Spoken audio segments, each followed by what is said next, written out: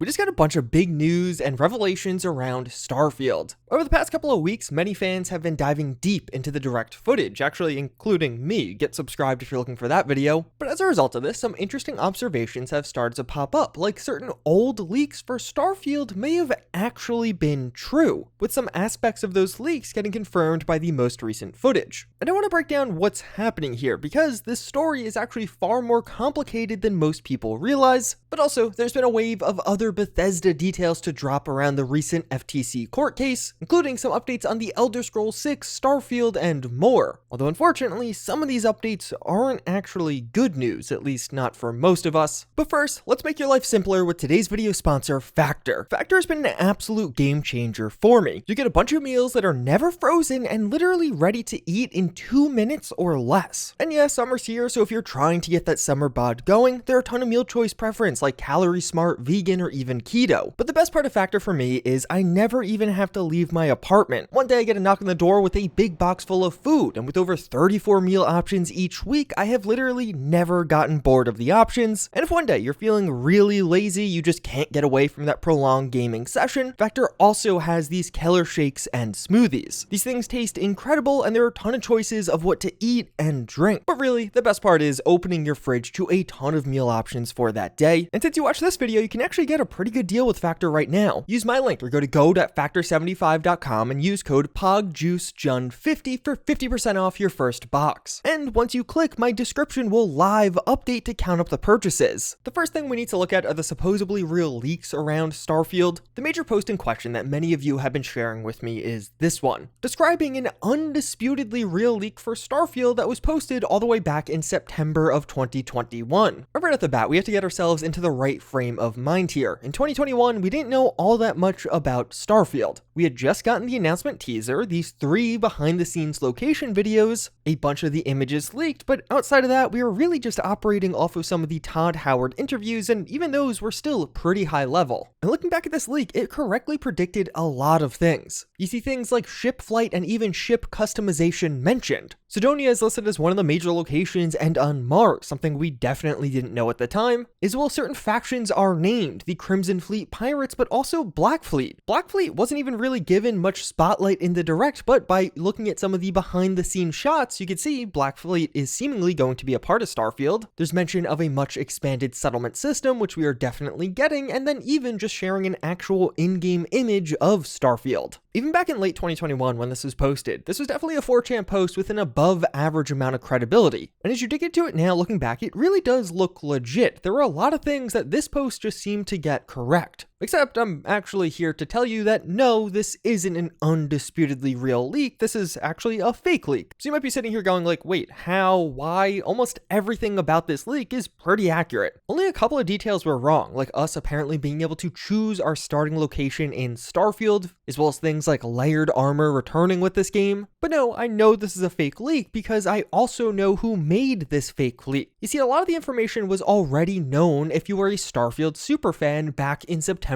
of 2021. As a simple example, this Cydonia being a big confirmation that the leak must be true is not really that big of a guess. Cydonia was in the original 2021 teaser trailer. You can see it written on this board. So in extrapolating that Cydonia would end up being one of the bigger cities isn't that crazy of a prediction. It's a similar story for a lot of the other details. There are either safe bets or things that have already been confirmed or hinted at one way or another. Black Fleet is another aspect that a lot of people are saying, hey, how could they possibly know that? Black Fleet was actually the name of one of the leaked images, this leaked image. When this image was saved, the title of it was literally Black Fleet. The Crimson Fleet Pirates were known about due to this design document that you could see on Emil's screen in this behind-the-scenes video, and even the expanded settlement system was mentioned in one of those one-off random interviews. The real big prediction that was made during this leak was actually the space flight and ship customization. That was not confirmed, but a lot of people in the community were speculating this would be a feature, especially when you consider that the whole point of the teaser trailer is that somebody is getting into the cockpit and taking off in a spaceship. That was definitely a big clue that that's something we ourselves would be able to do. So yeah, that is a fake leak created by a diehard fan, but Starfield has had real leaks in the past. Heavy008 is a former Bethesda Game Studios developer. They posted a reset error confirming things like manual flight. and how Starfield is getting a ridiculous amount of content. All of that is obviously confirmed to be true now, and the hilarious part about that leak is it basically seems like that poster didn't realize how their NDA worked. They didn't even realize they were leaking information and actually argued with people who claimed they were leaking information. We of course got all of those leaked images of Starfield. These two had a pretty funny origin as they were literally just found on Google Images. Basically, one dev had a private portfolio of images of work they've done on Starfield, except that private portfolio accidentally got cached by Google Images, so once you found one image, you could gain complete access to the portfolio. But also another 4chan leak that at least most likely was true. This 4chan post dates all the way back to December of 2018, just a month after the release of Fallout 76, and it got a ton right. And I feel like the context of this leak makes it even more impressive. We're talking about a time where Fallout 76 just dropped and basically everybody was disappointed or somewhat disgruntled with Bethesda. So then when you have somebody coming out and saying that work on Starfield is beginning and they're working on things like space travel, and even how space travel is one of the first things they started working on with that game, which was later confirmed officially by Todd Howard, or even how Starfield's going to feature Morrowind-like RPG systems, and really the return of deeper RPG elements, as well as a spaceship that will grow in both tech and crew, as well as some other details, but really those were the big ones, and all of that ended up becoming true. That's a 5-year-old post that definitely got a surprising amount right at a time when not many people had much confidence in what Bethesda was doing. And it's interesting as even some of the things that were incorrect in that original 2018 leak, like saying the game was targeting a 2020 or a 2021 release date, actually turned out to be true. You remember how we got a bunch of leaks saying that Starfield was coming out around 2020 or 2021? Well, it seems like those were actually correct, as Phil Spencer recently confirmed that before Microsoft bought Bethesda, they were targeting a much earlier release date for Starfield.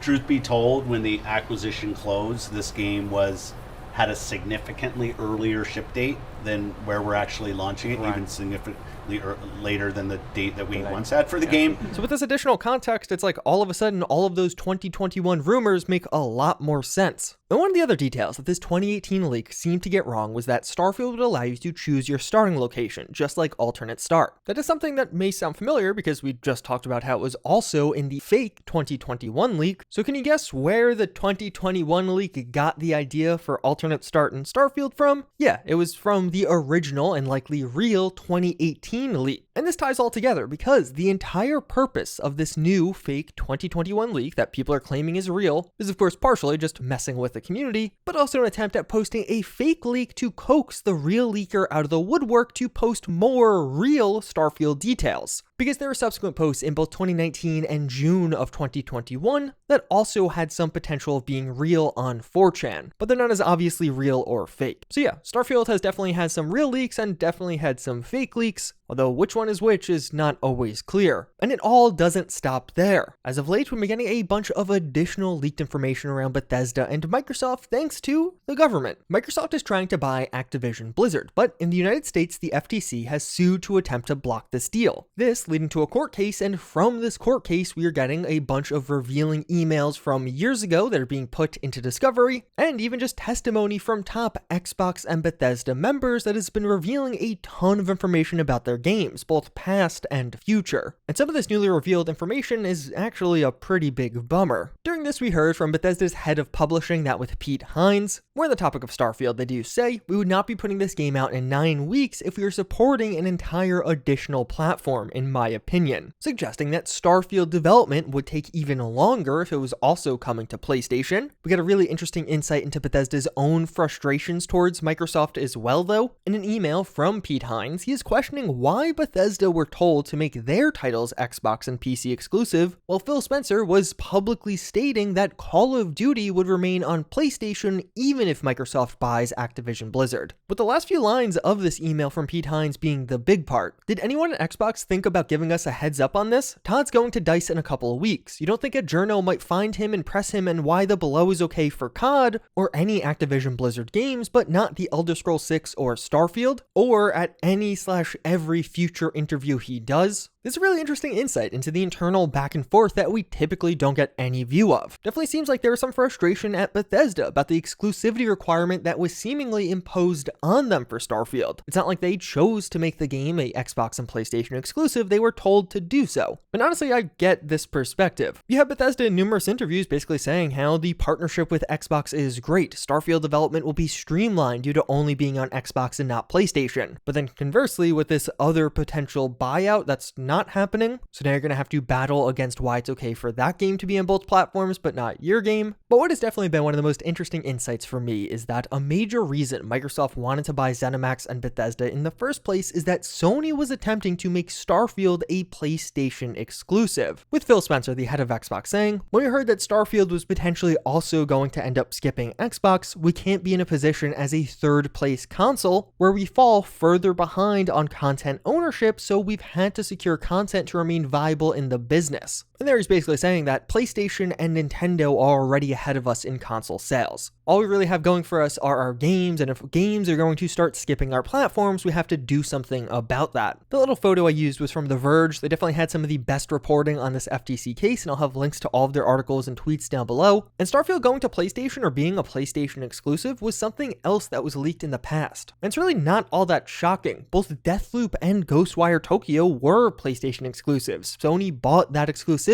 With that context, the same happening to Starfield doesn't really seem all that crazy anymore. And Phil Spencer continues on to say, "Every time we ship a game on PlayStation, Sony captures 30% of the revenue that we do on their platform. And then they use that money along with other revenue that they have to do things to try and reduce Xbox's survival on the market." Which honestly, the framing of that one is definitely a little bit odd. Everyone is taking a 30% cut of Microsoft titles as long as it's being sold on a different platform. Microtransactions in Fallout Shelter? Yeah, Apple and the App Store is getting their 30%. You just bought Starfield on Steam? Yeah, Valve is getting their 30% also. And to make that statement from Phil Spencer even a bit funnier, we also hear how Microsoft themselves wanted to, and this is a quote, "spend Sony out of the business," which they would basically do by putting big money behind acquisitions. If you compare Microsoft and Sony, Microsoft is a significantly larger company, like numerous times the size of Sony. So while PlayStation is larger than Xbox, at least with consoles sold, Microsoft overall has far more resources at their disposal, and they basically wanted to use them to try and push Sony out of the market, at least according to this email. So now this was an email from 2019, and with it now surfacing, Microsoft claims that it refers to industry trends we never pursued, and it is unrelated to the acquisition, that referring to the Activision Blizzard acquisition. But honestly, I just found that response laughable. A few years ago, they said they want to spend Sony out of the business. Now they're bringing out their checkbook, spending hundreds of billions of dollars acquiring all of these companies, but that isn't their plan anymore. And I think a simple line to put this into perspective is Microsoft is trying to buy Activision Blizzard right now for $70 billion. The entirety of Sony, the company overall, currently has a market cap, basically its worth is around $111 billion.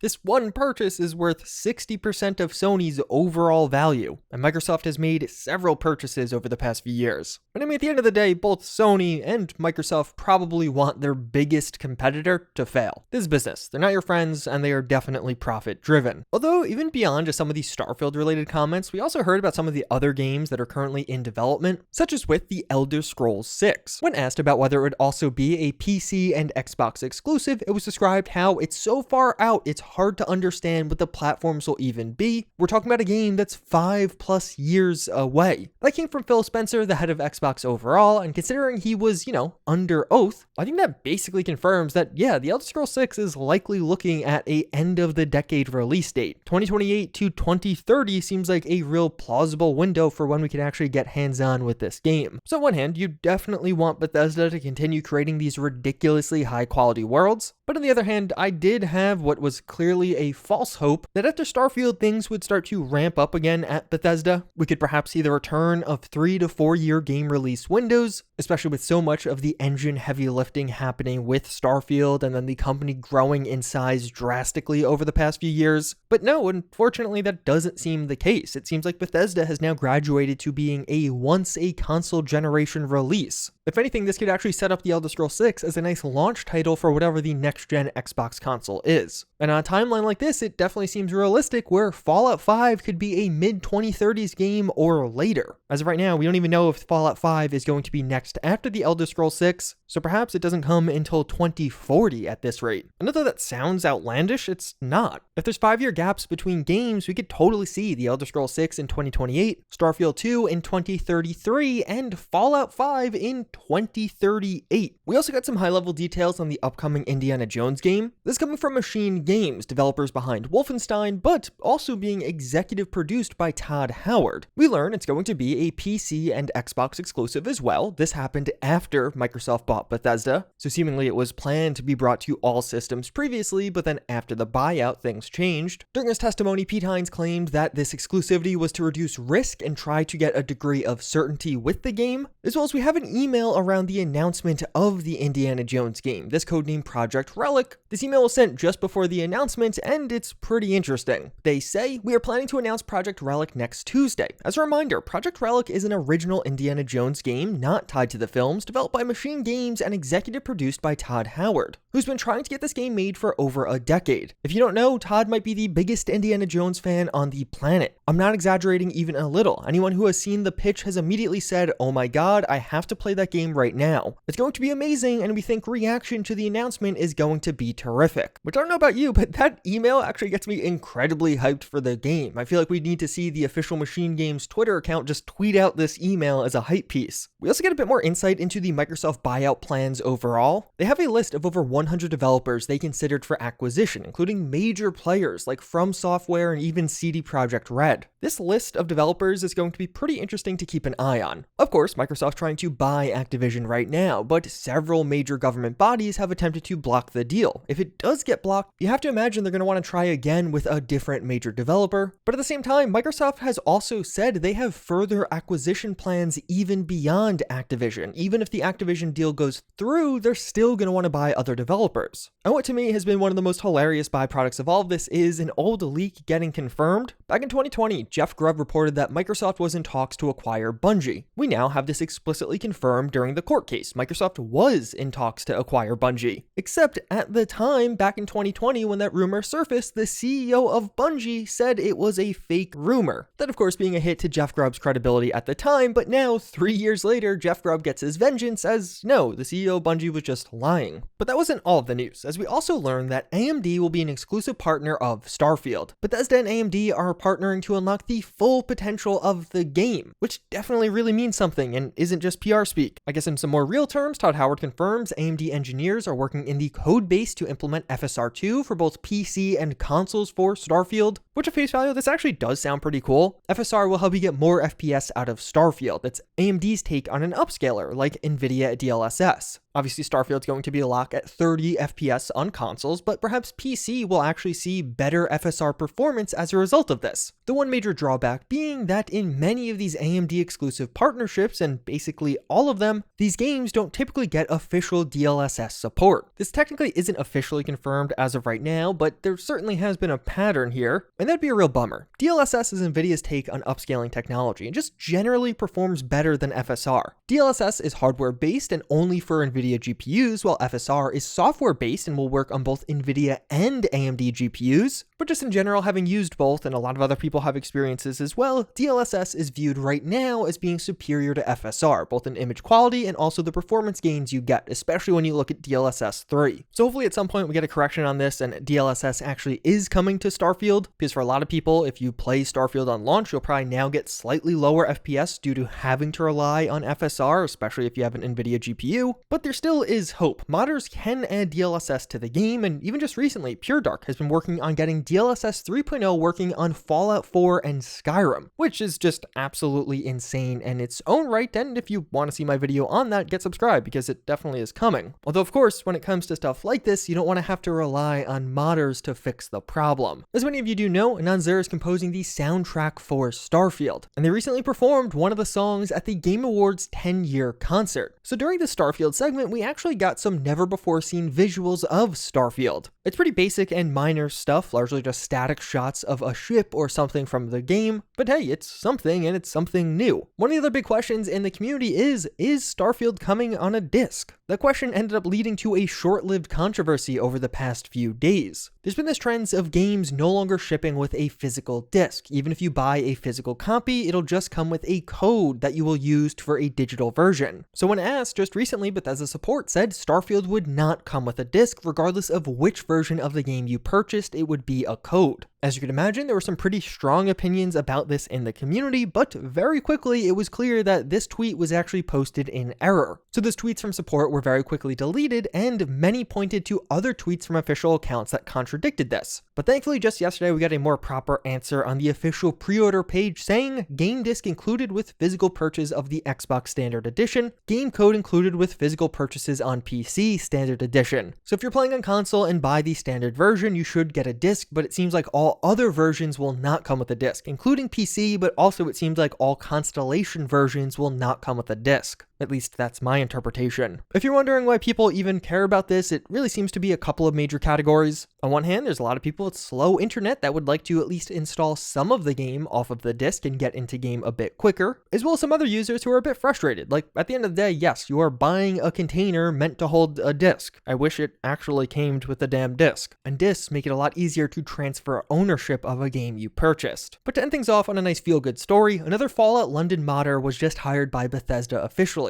That was Patchwork Professor, who was just hired as an associate level designer. Seeing modders get hired is the ultimate feel-good story for me, and over the past couple of years, we've seen not only Bethesda game studios, but also CDPR actually hiring quite a few modders to work on the games officially. With that said, if you want to get even more up to date with Starfield, get subscribed. I have a big deep dive on the developer direct coming, but even beyond that, check out this video where we get some more information about Starfield from Todd Howard.